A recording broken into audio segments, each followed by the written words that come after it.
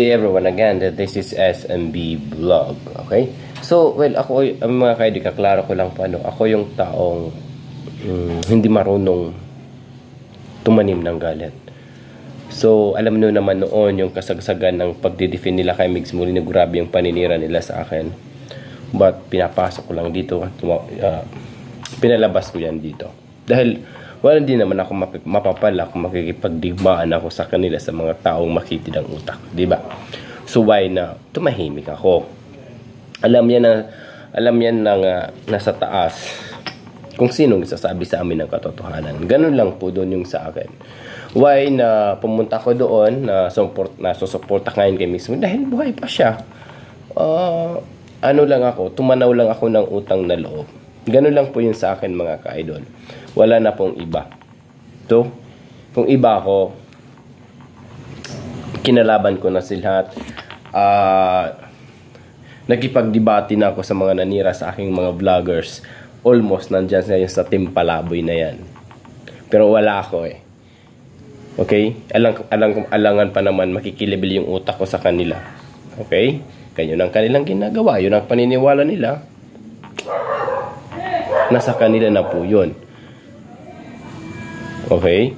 Yung akin lang naman is ibalik yung word na utang na loob kay Migs. Because of Migs and Mahal, nakilala ko. Ganun lang po doon. Okay? So, nandito tayo ngayon uli. Bumabalik si SMB dito sa SOCMED together with Migs Molina dahil buhay pa. Okay, wala naman si Mahal eh. Kung buhay pa si Mahal, ay focus Mahal. You know that how I love Mahal. How I love the family of Mahal. Okay? Oh, wala na si Mahal, isit aside natin. Pero respetuhin natin yung as a founder ni Mahal dito sa Mamix. Hindi po yan makakalimutan ni SMB. I love Mamix. Dahil of Migs and Mahal, nakilala nyo ako. Sinuportahan ako. Thank you. Kaya nga kailang kalimutan na ang mga grounded noon, ang mga nakalipas na hindi na makakatulong sa nangyayari. Gusto ko 2024 na baguhin ang lahat. Mag-focus. Magpatawad. Yun lang naman dun eh. Huwag na tayo magtanim ng galit sa ating kapwa. Dahil hindi yan makakatulong sa atin. Life is short again. Ganun lang po dun yung kay SMB regarding po doon sa nangyayari ngayon. Pero yung mga vlogger na nakagawa ng not good for me sa Team Palaboy, hindi ako galit sa kanila. Kung yun ang paniniwala na sila sa akin, go. Pero God knows. Ginawa ko. I did well that part sa mga sinasabi nila sa akin. Tumahimik lang ako dati sa ayaw ko ng gulo. Wala naman din mapapala kung makipagdigmaan ako sa kanila. Ganun lang po doon.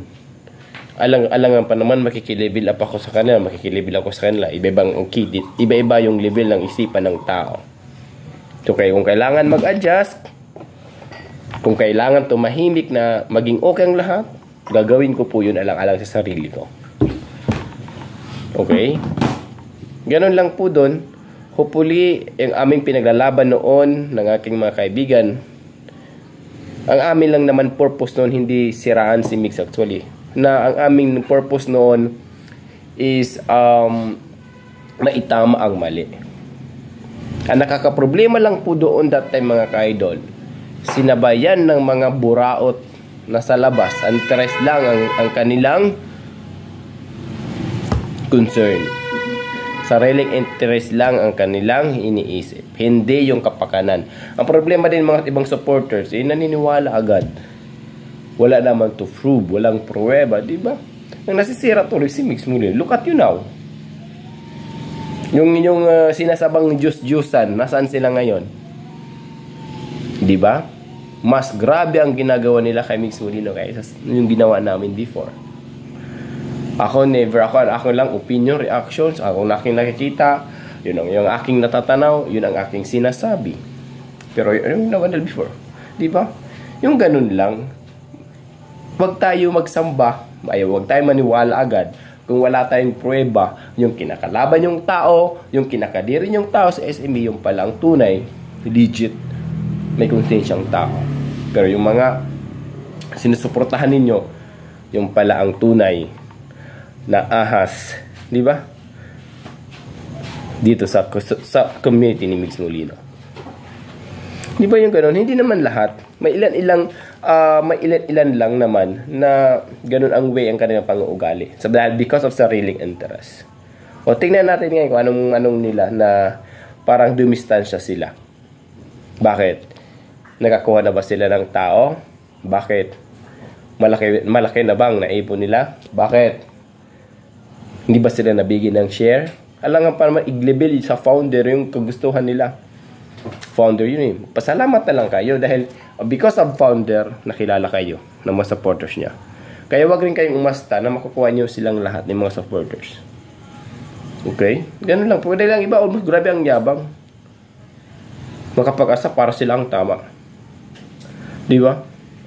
Ganun lang po dun. Wag ganun. Kasi we are not perfect. Kakamali din. Bakit? Di ka mag-artista ka. Kung gusto mo ngayong decision mo ang masunod, ganun lang po doon. Alam nga pa man si Migs Molino ang luluhod sa inyo. Magmakaawa sa inyo. Na si Migs Molino magmakaawa sa inyo, bumalik kayo sa kanya. Diba? That time ang amin, yung Mamix noon, gumawala kami ng rin na paano maging maayos that time. Dahil nagkazigwi na yung noon. Growl na yung noon issue. Pero sinabayan kami ng mga usangot ngayon na iba nasa team Palaboy. Ano nangyayari ngayon, no? Tingnan nyo. Yung mga sinasabi nyo, di ba? Kayo lang din ang lumunok. No? Ganun lang po dun. Ha? At least yung mga supporters alam kung saan ang dapat. Kung saan ang legit. Kung sino ang tunay. Ganun lang po dun. Dahil sinabi nyo dahil sinabi nyo na nagamit si Migs ganun na, o ano ginawa nyo ngayon? Dahil nagamit nyo na si Migs Molino, ganun na kayo, ginanya nyo na siya. Ganun lang po doon. Wag tayo magbitiw ng salita na even our sarili ang maglulunok nun. Even sarili natin ang lulunok nun. Maraming magagaling dyan eh. Yung mga team Palaboy, maraming magagaling dyan. Ako, hindi ako nagtatime ng galit sa kanila dahil yung kanilang paniniwala. Wala rin ako magagawa. Buhay nila yun eh. May kanya-kanya tayong buhay, may kanya-kanya tayong desisyon. Yung point ko lang naman, magbitiw tayo ng salita na sigurado na walang karma ang darating sa buhay. Mga ganun lang naman eh. O, tignan nyo now. Yung mga binibitawan ninyo na pinupunta rin nyo kay SMB,